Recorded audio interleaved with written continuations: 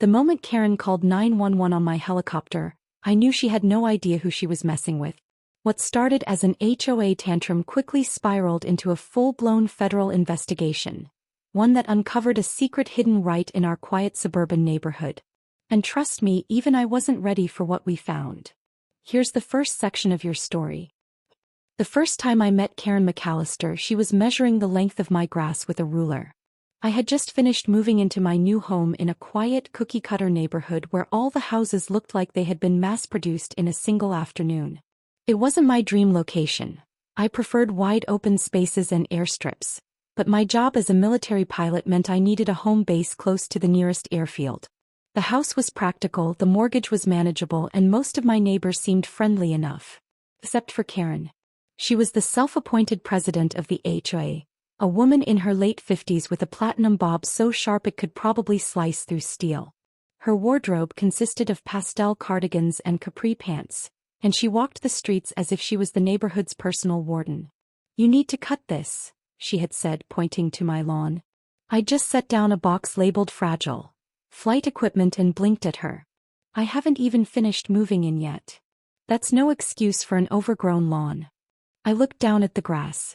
It was maybe an inch taller than my neighbor's, and that was being generous. "I'll get to it," I said, already getting the feeling that ignoring Karen McAllister was going to be a full-time job. From that moment, I became her primary target. The HOA had rules, and Karen wanted me to follow all of them to the letter. Or at least the ones she made up on the spot. No visible trash cans. Sure. Garbage bins must be placed exactly 6.5 feet from the curb? All right. Holiday decorations may only be displayed within an HOA-approved 2-week period? Fine, Karen. But the real trouble started a few weeks later, when something much weirder than Karen's clipboard patrols began happening. It started with the lights flickering. At first, I thought it was just my house. I'd be sitting on the couch, unwinding after a long shift, and the overhead lights would dim, then brighten, then flicker so wildly I felt like I was in a horror movie. I checked the breakers, made sure my appliances weren't overloading the circuits, but everything looked normal. Then I started noticing other odd electrical issues.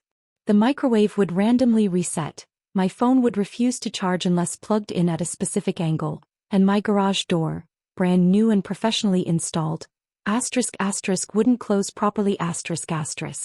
One night I was outside tightening a bolt on my motorcycle when I saw several houses on my street flicker all at once. It wasn't just my place. Something strange was going on. I made a mental note to call an electrician in the morning, but before I could, Karen came marching up my driveway, flashlight in hand like she was about to conduct a neighborhood sting operation. "Jake," she snapped. She never addressed me formally. It was always just Jake, spat out like she was chewing on a lemon. "What exactly are you running in that house of yours?" I set down my wrench and wiped the grease off my hands. "Come again." She gestured wildly toward the flickering streetlights. "The HOA has received multiple complaints about power surges. This has never happened before you moved in." I crossed my arms. "And you think it's my fault?" Karen's eyes darted to my garage, where the tail end of my helicopter rotor blades peeked out from under a protective tarp. She had already made it clear how much she hated the idea of me keeping a military-grade aircraft in the neighborhood, even though I had gotten explicit permission from local authorities. "I wouldn't be surprised if that thing is interfering with the power grid," she huffed. "It's probably illegal to store it here too." I let out a long, slow sigh. "Karen, helicopters don't suck up electricity like a spaceship. It's a mechanical machine, not a power-hungry alien device." "Then what do you suggest is causing this?" she demanded, tapping her foot. I shrugged. "Bad wiring. A grid issue? Maybe you should call the electric company instead of interrogating me." Karen did not like that answer. "This is an HOA matter," she snapped. "And I will get to the bottom of it. I'll be watching." I held back a smirk. "That sounds exhausting. Good luck with that." She stomped off, but the mystery only deepened from there. The next day I got a knock at my door from Mark, a neighbor I hadn't talked to much. He was a stocky guy in his late 40s, always wearing a fishing cap, and had a small hobby workshop in his garage. He looked concerned. "You been having weird power issues?" he asked. I leaned against the doorframe. "You too?" Mark nodded. "Yeah, and not just flickering lights. My entire security system went offline last night. Just died. Then came back on an hour later like nothing happened. That was new. You check your panel? I asked. Of course, he said. And here's the weirdest part. When it came back on, my camera feeds were scrambled. Like someone had jammed the signal. That set off alarm bells in my head. Electrical issues were one thing, but signal jamming, that wasn't normal suburban inconvenience. That was military-level interference. You report it? I asked. Mark hesitated. Told the electric company, but they said there's nothing wrong on their end. Thought I'd ask around before calling someone higher up. I exhaled. Something was definitely off. And if military-grade interference was happening in a quiet HOA-run neighborhood, someone was either running high-tech illegal equipment or messing with things they shouldn't be. That's when another thought hit me. If my military helicopter's avionics had been affected by whatever was going on, I would have noticed. I had been running diagnostics on it just the night before and everything checked out fine. Which meant either my aircraft was immune to the interference, or the interference wasn't coming from anything normal at all. And Karen? She had no idea what kind of can of worms she was about to open. Here's the next section of your story. The HOA meeting was supposed to be a routine exercise in suburban tyranny, but tonight the stakes were higher than ever. Karen had called for an emergency community discussion, which in Karen speak, meant she was about to deliver some self-important decree that she expected the entire neighborhood to abide by. I normally wouldn't have bothered attending, but after my conversation with Mark about the strange power disruptions, I had a feeling this meeting was about more than just grass height violations and unapproved mailbox colors. By the time I arrived at the clubhouse, the room was packed. Homeowners filled the metal folding chairs, some whispering in hushed voices. Even the usual HOA enforcers, Karen's inner circle of clipboard-wielding zealots, looked unusually tense. Karen stood at the front, arms crossed, looking like she was about to deliver the State of the Union. I took a seat near the back next to Mark, who muttered, "This is gonna be a train wreck." It started with the electricity issue. Karen cleared her throat. Residents, I have been tirelessly investigating the power disruptions plaguing our community. She paused for dramatic effect. And I have reason to believe that the source of this disturbance is right here among us. A ripple of murmurs spread through the room. A few people turned their heads, probably already guessing where this was going. I sighed and leaned back in my chair. Here it comes.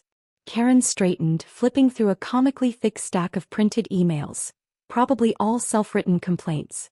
Multiple residents have reported lights flickering, security cameras malfunctioning, and strange signals interfering with their electronics.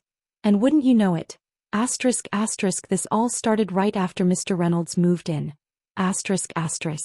She turned and glared directly at me. I arched an eyebrow. Oh, so this is the part where you blame me? Karen's eyes narrowed. Don't act innocent, Jake. You are the only person in this neighborhood who owns a, she made a dramatic air quote motion, military-grade aircraft. The way she said it, you'd think I had a nuclear warhead parked in my driveway instead of a restored UH-1 Huey helicopter. I sighed. Karen, helicopters don't cause electrical interference. Oh really? She countered, her voice dripping with mockery. Then why is it that ever since you moved in we've had more power disruptions than ever before? I gave her a flat look. Maybe because this neighborhood was built on a questionable budget, and the HOA spends more money on threatening letters than infrastructure? A few people chuckled, but Karen wasn't amused. She turned back to the audience. I have already taken official action to resolve this situation. This afternoon I filed a formal complaint with the FAA. I nearly laughed out loud. Wait, I said, trying to process the sheer stupidity of her statement. You called the Federal Aviation Administration to complain about your Christmas lights flickering? Karen squared her shoulders. I reported an unlicensed aircraft interfering with residential airspace. Someone in the crowd muttered, "Does she even know how the FAA works?" I ran a hand down my face. Karen, first of all, I'm a licensed pilot. Second, I got clearance from local authorities to store my helicopter here. And third, the FAA doesn't regulate your Wi-Fi signal. But Karen was on a roll. Not only that, she continued, but I have also contacted local law enforcement to investigate this matter further. If you are operating an unauthorized military vehicle in this neighborhood, I will ensure you are held accountable. Oh, this was getting better by the minute. Mark leaned over. She really thinks she's about to get you arrested. I smirked. Let's see how this plays out. Almost on cue, the doors to the clubhouse swung open, and 2 uniformed police officers walked in. Karen beamed with smug satisfaction, folding her arms as if she had just personally summoned the cavalry. The officers glanced around, looking more confused than anything. We got a call about a possible illegal aircraft operation? I raised a hand lazily. Yeah, that would be me. Captain Jake Reynolds, active-duty military pilot. What seems to be the issue? That changed their posture instantly. The officers looked at each other, then back at me. Wait, you're a military pilot? I pulled out my identification and handed it over. Yep. Helicopter's legally registered, and I have full clearance to store it on my property. The officers took a moment to verify the documents. Karen, still convinced she was about to witness my public downfall, tapped her foot impatiently. Well, she demanded. The officer turned to her. Ma'am, there's nothing illegal here. His helicopter is properly documented, and there's no violation of any laws. Karen's smug grin vanished. There must be some mistake, she stammered. His aircraft is clearly causing disturbances. The officer sighed. Ma'am, unless you have concrete evidence that his helicopter is somehow interfering with the power grid, we can't do anything. Karen's face turned red. What about the HOA rules? The officer glanced at the printed stack of HOA bylaws Karen had ready, then back at me. Sir, do you fall under the HOA's jurisdiction? Nope, I said cheerfully. My property was grandfathered out of HOA control when the community was built. The officer barely held back a grin. Then I'm afraid HOA rules don't apply to him. The room erupted in murmurs. A few neighbors looked outright thrilled by this revelation. Probably people Karen had bullied over the years. Karen, however, looked like her soul had just left her body. I can't. Nope, I said, popping the pea. You have zero authority over my property. Karen's mouth opened and closed like a malfunctioning goldfish. One of the officers handed back my ID.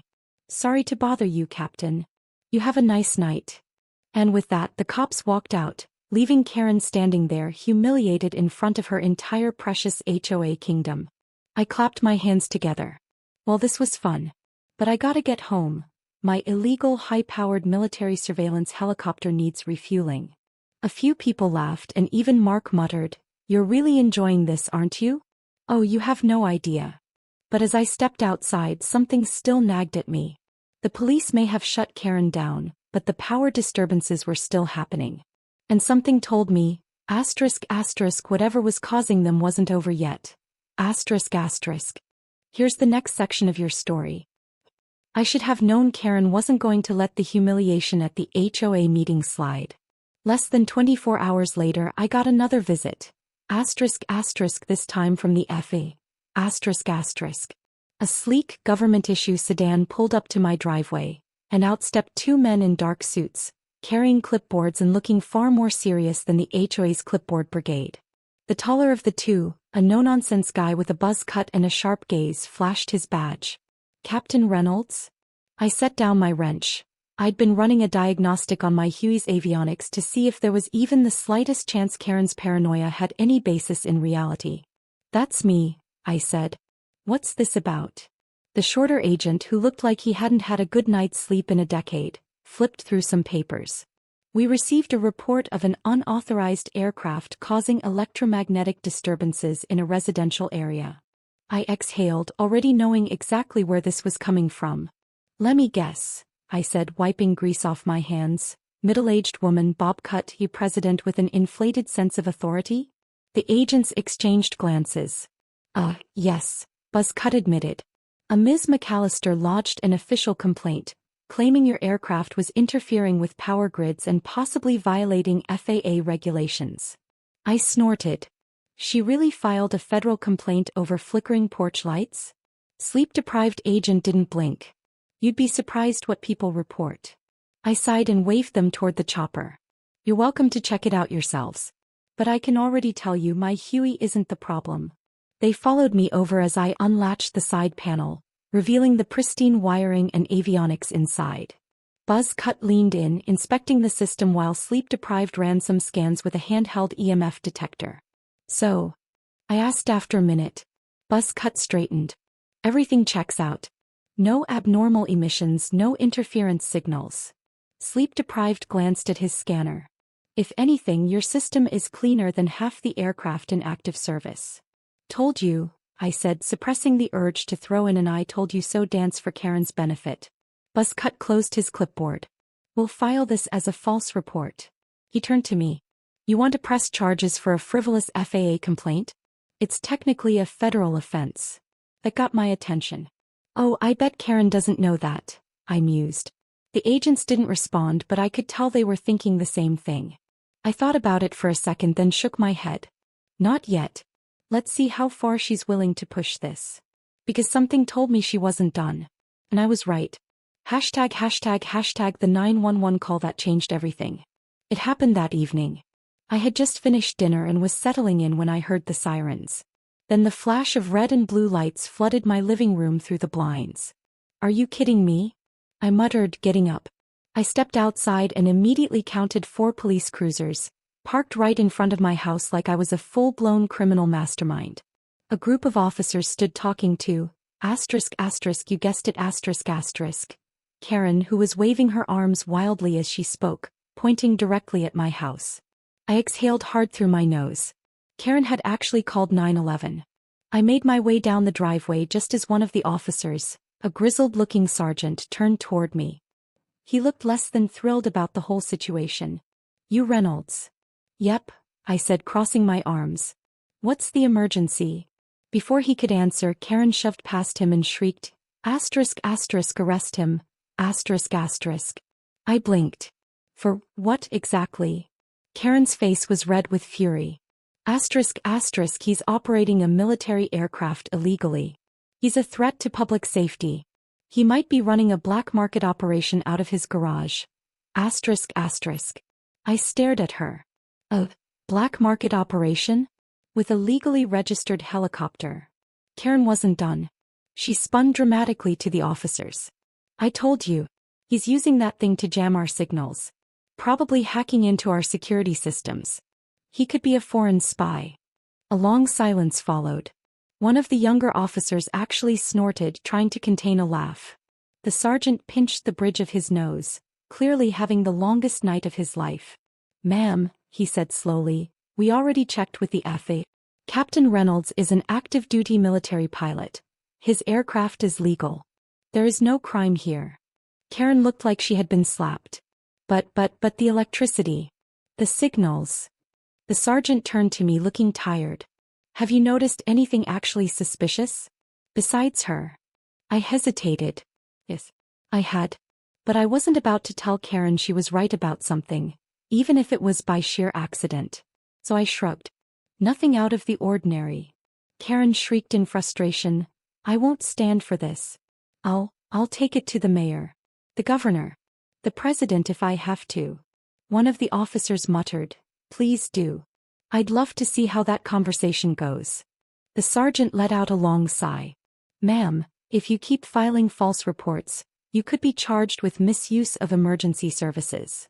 Karen paled. You wouldn't dare. He gave her a look. Try me. She opened and closed her mouth, then turned on her heel and stormed away, muttering something about how, this isn't over. I turned back to the sergeant. Sorry you had to waste your time on this. He waved a dismissive hand. We deal with HOA types all the time. But if she calls again without an actual emergency, she's getting fined. And if she keeps pushing, she'll be facing jail time. I grinned. Music to my ears. As the officers packed up and left, I glanced at Karen, who stood on her lawn glaring daggers at me. And even though I'd won this round, something still didn't sit right. Because while Karen's paranoia was baseless, the power disturbances weren't. Something was messing with signals in this neighborhood. And it had nothing to do with my helicopter. Here's the final section of your story. Karen might have finally backed off, for now, but the power disturbances in the neighborhood were still happening. And if there was one thing my years in the military had taught me, it was this. Coincidences rarely exist. Something was causing those flickers, those weird security camera glitches, the signal jamming that Mark had mentioned. And it wasn't my Huey. Which meant something else was out there. Hashtag the break-in. It was just past midnight when I got a text from Mark. Mark Asterskunder Mark Asterskunder think someone just broke into my garage. That woke me up real fast. I grabbed my sidearm, a standard-issue military pistol I kept locked in a biometric safe, slipped on my boots and was out the door in less than 30 seconds. Mark's house was only a few doors down. The moment I stepped onto his driveway, I saw that his garage door was slightly open. A faint glow flickered from inside, like someone was using a flashlight. Mark stood near the bushes, gripping a baseball bat, looking on edge. I kept my voice low. "Did you see anyone?" He shook his head. "Heard rustling. Camera went out again. Thought I heard a mechanical sound, but by the time I checked, the garage was open." I scanned the area. The neighborhood was quiet. Too quiet. Something felt off. I motioned for Mark to stay back and approached the garage. My heartbeat slowed as my military instincts kicked in. Check corners. Move with purpose. Identify threats. ***. I reached the garage door and crouched low. Then in one swift motion I yanked it open. Nothing. The inside looked normal. Mark's workbench, shelves of fishing gear, his old Jeep parked inside. But something felt wrong. Then I spotted it. A small black device, no bigger than a deck of cards, was attached to the back wall. It had a faint red light blinking. I immediately recognized what it was.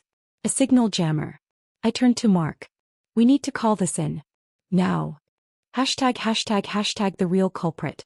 20 minutes later, the police were back in the neighborhood. This time for an actual emergency. Mark and I stood near the driveway as officers examined the jammer. One of them, a tall guy with a crew cut, gave me a wary look. "You seem to know a lot about this," he said. I crossed my arms. "I fly military aircraft. We train for signal interference and electronic warfare. This is definitely a jammer. The kind used for surveillance suppression." Karen, who had obviously woken up and come outside to snoop, gasped. "What are you saying?" she demanded. "That there's some kind of spy operation happening in our neighborhood?" Mark and I exchanged a look. Honestly, that wasn't far from the truth. The officer adjusted his belt. "Well, the good news is we got the device. The bad news is whoever put it here is long gone." I frowned. "You checked the security footage?" The officer sighed. "Yeah. You're not gonna believe this, but Mark's cameras cut out again right before the break-in." Karen let out a scandalized gasp. "I knew it. Someone was interfering with our systems." Mark gave her a deadpan look. "Karen, if you hadn't wasted time calling the cops on Jake, we could have caught the guy." Karen opened and closed her mouth, then turned bright red. That's beside the point." I shook my head. "Look, the bigger issue is that someone planted a military-grade jammer in a suburban garage. That's not exactly normal criminal behavior." One of the officers looked thoughtful. "We'll have our tech team analyze it.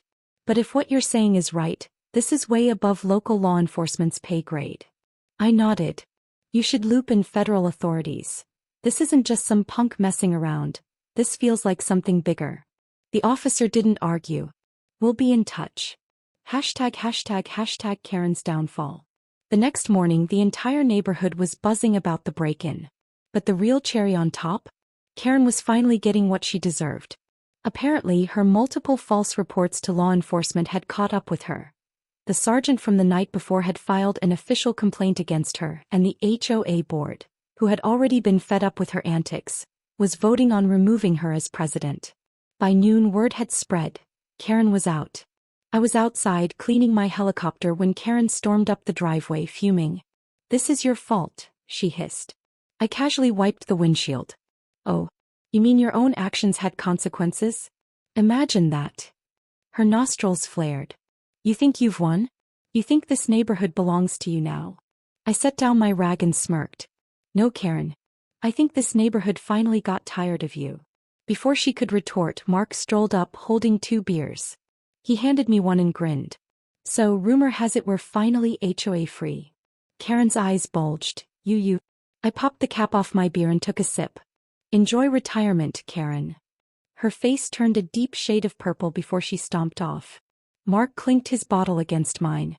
I gotta admit I was skeptical when you moved in. But this. He gestured to Karen's retreating form. This was worth it. I chuckled. Glad I could help. ##### the final mystery. As the sun set that evening, I sat outside watching the sky darken. The power disturbances had stopped since the jammer was removed. But something still didn't add up. Who had planted that device? And why here of all places? I pulled out my phone and sent a text to an old military buddy who now worked in federal cybersecurity. *_ got something weird. Ever hear of signal jammers popping up in residential neighborhoods? A few minutes later he replied. Buddy *_ not unless someone's testing something. That sent a chill down my spine. Testing what? I glanced at my Huey parked safely in my garage. Whatever it was, I had a feeling this wasn't over. Not by a long shot. And that's how I accidentally exposed a federal mystery, got an HOA dictator removed, and became the local hero. All because Karen thought she knew more about aviation than an actual military pilot. Some days I really love my life. What would you do if your HOA falsely accused you of a crime you didn't commit? Do you think Karen's actions were just petty, or was there something bigger at play? What would you do if you discovered high-tech surveillance equipment hidden in your neighborhood? Who do you think planted the signal jammer, and why? ***. If you enjoyed this wild ride of HOA drama, unexpected twists, and military-grade karma, don't forget to hit that like button. It really helps the channel grow. Drop a comment below and let me know what you would have done in my situation. And if you love stories filled with suspense, humor, and justice being served, make sure to subscribe and turn on notifications so you never miss a video. Thanks for watching, and I'll see you in the next one. Helicopter fire.